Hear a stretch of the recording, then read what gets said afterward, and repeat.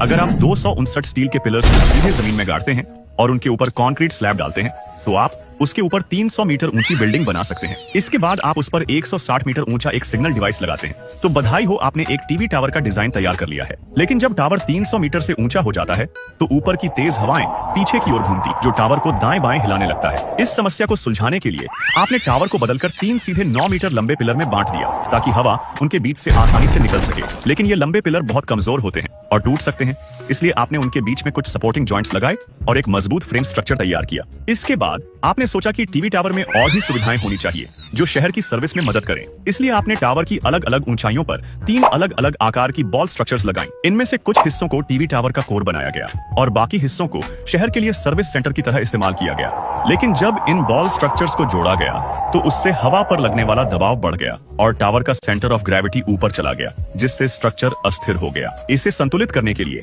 आपने टावर के बेस से 3-7 मीटर लंबे कंक्रीट के पिलर लगभग 60 डिग्री के एंगल पर बाहर की ओर बढ़ाए। फिर बीच के पिलर को नुकसान से बचाने के लिए आपने 3 और काउंटर डायरेक्शनल पिलर्स लगाए। अब बधाई हो, आपने एक बहुत ही मजबूत त्रिभुजीय स्पेस फ्रेम स्ट्रक्चर बना लिया। आप बेहद होशियार हैं।